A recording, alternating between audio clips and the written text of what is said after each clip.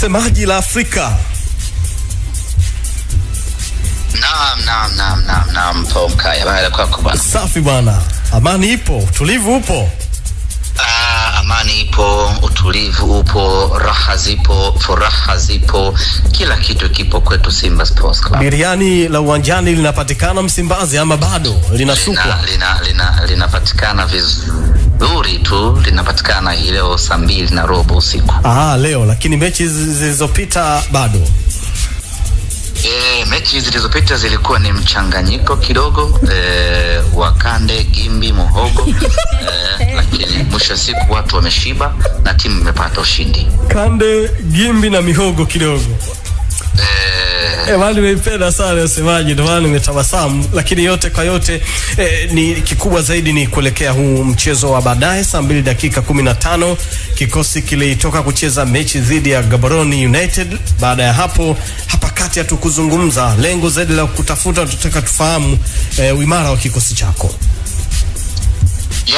Mara baada ya mchezo wetu dhidi ya Gaborone United na kufanikiwa kufuzu kwenda hatua inayofuata ya ligi ya mabingwa Afrika, moja kwa moja vijana wakarejea tena Mo Simba Arena kwa ajili ya kuanza programu ya mazoezi na maandalizi kuelekea katika mchezo wetu huu wa leo dhidi ya Gaborone dhidi ya Namungo Football Club.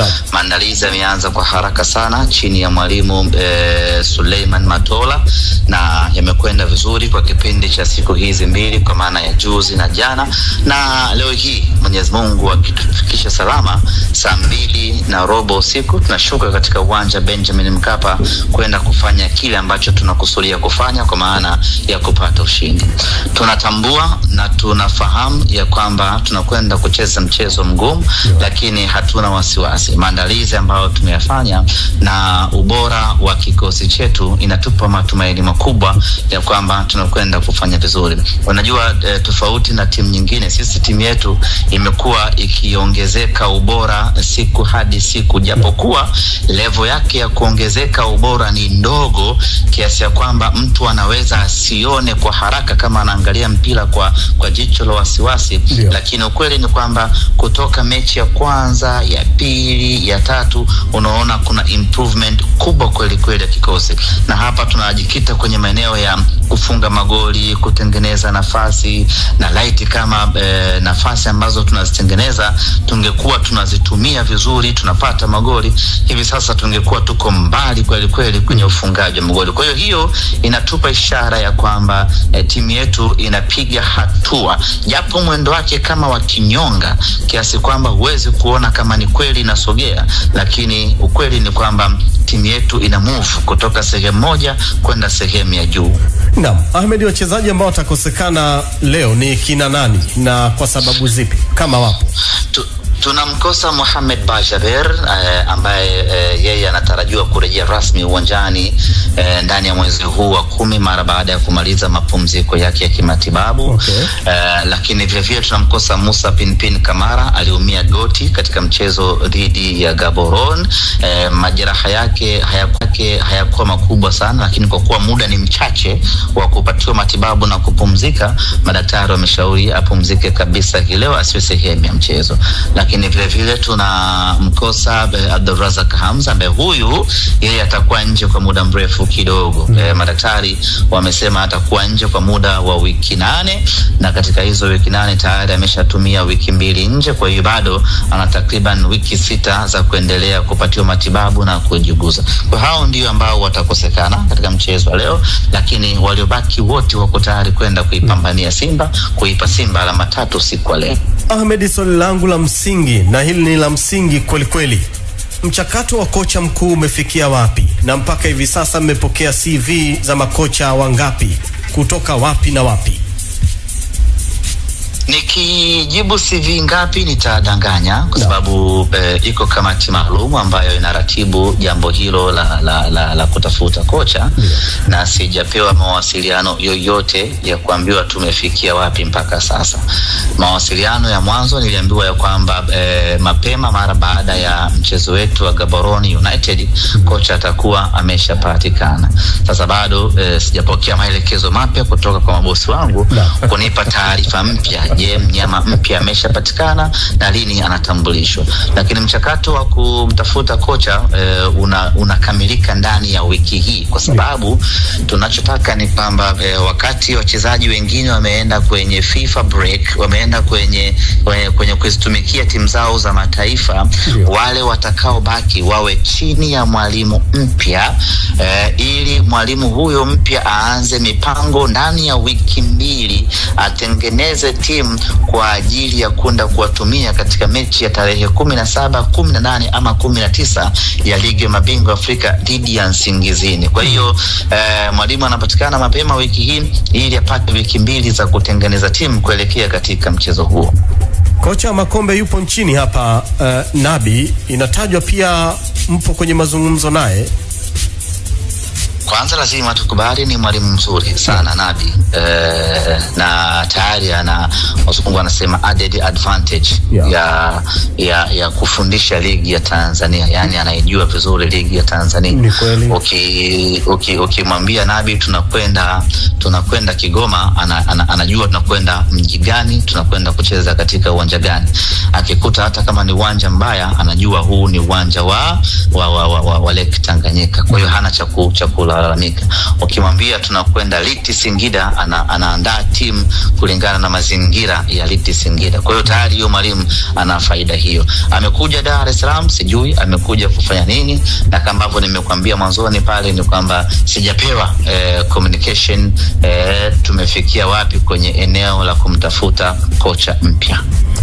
Okay, sawa. Jessica ana swali hapa. Jessica, swali kwa Ahmed Ally, karibu. Actually sina swali. Ahmed, uko vizuri? Na kusikia una raha kweli kweli. Na raha, nyinyi watu wa nyanda za juu kusini mmetufurahisha. Okay, lakini mimi nilikuwa nakukumbusha kwamba hii ndio nafasi yenu ya kuitumia. Ukiwa na maana gani? Namaanisha kwamba mnatakiwa muitumie nafasi mlionayo. Tutaitumia. Tunashukuru kwa kutukumbusha. Sawa. Tutaitumia. Sawa. Unaliona mbungi lakini linavyopigwa? Mbungi si umeona? Nimeliona. Nyundo za kichwa zinatembea. Nyundo za kichwa zinatembea. Walishika vibaya nyundo ikawapiga wenyewe. Bwana, kila la heri Ahmed Ally. Asante sana. Na ni kweli Mbeya City ni wagonga nyundo wa jiji la Mbeya. Asante sana Ahmed Ally. Pamoja sana. Naam, ni Ahmed Ally. Kama ilivyo kawaida, kamanda nilikukatisha lakini ulikuwa unaendelea kuchakata mchezo namna utakavyokuwa, lakini pia tutakuja kujazia haya issue ya kwamba wachezaji wanaweza wasipay attention sana kwa kile ambacho Matola anasema, kwa sababu wanajua kwamba huyu sio kocha mkuu na hawafanya hivyo makusudi. Ninataka nikutolee, kabla Ashraf hajazungumza hapa, nataka nikutolee mfano wangu mimi binafsi. Mimi nimewahi kuwa mwanafunzi shuleni na historia yangu kwenye upande wa nidhamu ilikuwa sio nzuri kidogo. Nilikuwa moja kati ya wale wanafunzi wa korofi watu kutu. Yes, sasa kweli mpenzi wa Mungu. Kuna mwalimu, nakumbuka kuna shule moja nimewahi kusoma inaitwa ABC Academy, iko Machakos, Kenya. Kulikuwa na mwalimu, ile ilikuwa ni shule ya kanisa la African Brotherhood Church. Lakini kulikuwa na mwalimu mmoja alikuwa ni mwalimu wa hesabu, anaitwa Mr. Musioka. Ndio binadamu pekee ambaye mimi nilikuwa nikisikia anaumwa na furahi. Yani na ukorofi wangu wote shuleni, lakini yule bwana alikuwa yeye shuleni pale alikuwa ni discipline master. Kwa hiyo ulikuwa ukikutwa na changamoto ukipelekwa kwake, yani yeye haoni tabu kukupiga fimbo 60, 40 na huo muda anao. Yani anaweza akakaa dakika 45 nzima na kuchapa tu.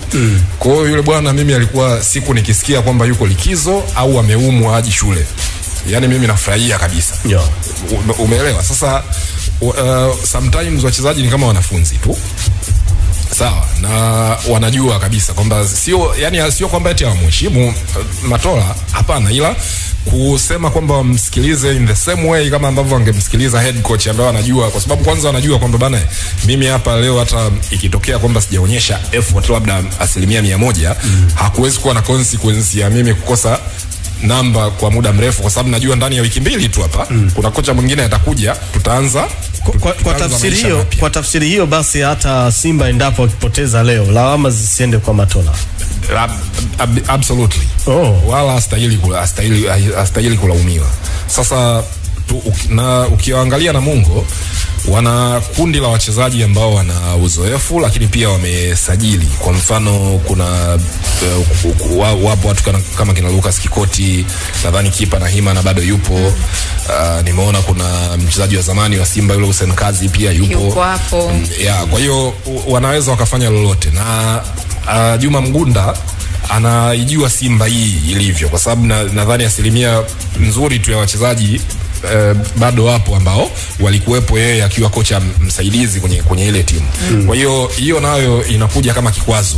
Na usisahau Mkai, kuna mtu amenitumia message hapa ananikumbusha kuna wakati Simba imetoka kucheza na Wydad ngumu na ikashinda, ikaja kuangusha point dhidi ya Namungo. Kwa hiyo ile mchezo ilimalizia. Kwa hiyo haitakuwa mechi nyepesi, especially kwa mazingira ambayo Simba wapo. Of course wana quality ya mchezaji mmoja ambayo kwa mazingira ya mchezo ulivyo wanatosha kupata matokeo. Jonathan Soa, Dennis Kibu, Morris Abraham, hawa kina Jean Shalea hata Joshua Budo Mutale, wote ni wachezaji ambao wana uwezo wana quality ya ubora mchezaji mmoja kuliko wale wachezaji wa Namungo. Kwa hiyo kama Matola atawekea game plan nzuri na game plan rafiki, wanaweza wakapata matokeo. Lakini mimi nisingependa kuona leo double pivot ya Kagoma na Mzamiru Yasin kama tulivyoona kwenye mechi. Kuna hii nyingine ilikuwa ya Kante na Kagoma. Ile mechi ya nani ile ya Fountain Gate, Kamanda Sele alianza na Kagoma na nani na Mzamiru. Ile mimi nilishangaa. Mimi nikaiangalia ile nikasema sasa hawa tunaogopaji hawa sio kupiga 7. Kwa hiyo kocha mgumu sana. Nachagiza kidogo lakini I believe Simba wana quality ya kupata matokeo dhidi ya. Kwa kikosi ambacho ulikiona hicho cha Simba ambacho kimesimamiwa na Matola Evans. Ukitoa hicho alichokizungumza Kamanda Jeff, nadhani eneo gani jingine ambalo wanapaswa kulirekebisha? Na pia ukiangalia kwa upande wa kikosi cha Namungo, unadhani ni sehemu gani ambapo wana mapungufu na wanatakiwa kazi? Kwa upande wa Simba mimi bado ni creativity yao iko chini. Yani ubunifu. Yes, kutengeneza hizo nafasi ambazo tunatamani kuona timu ikiwa ina flow vizuri kuanzia nyuma, tukifika kwenye eneo la mwisho tunatengeneza nafasi ambazo zitakuwa ni nafasi rahisi. Unajua kuna kutengeneza nafasi na nafasi rahisi zaidi. Na ndio maana kuna tunasema zile nafasi kubwa na big chance na chances za kawaida tu, zile ambazo ni lazima mchezaji ambaye umempa hiyo pasi aanze kucontrol mali, aanze kutafuta pa kwenda nini cha kufanya. Ila kuna pasi ambayo let's say kwenye mechi jana ya Young Africans dhidi ya Mbeya City, ile nafasi ya mwisho aliyopata Mbeya City, bonge moja la nafasi, Vitas Mayanga na kaamua kuchopo kama Messi, mpige goalkeeper kanzu uje ufunge. Mambo ilikuwa mechi ya Arsenal dhidi ya Barcelona, mazingira hayo Messi kamtia mtu kanzu kaenda kufunga. Kwa hiyo kuna nafasi kama zile zikitokea hapo, sasa tunabaki kuanza kumlaumu kama leo ambavyo watu wanamlaumu Mayanga alichokifanya. Ndio tunabaki kumlaumu sasa mshambuliaji wa Simba atakayekuwa mpata nafasi. Na Evans, umelikumbusha kitu kimoja, wakati mechi ya Simba na Gaborone United inatamatika, Soa alihojiwa na Pablo. Anasema timu yetu ni nzuri lakini bado hatuna muunganiko. Hilo la kwanza.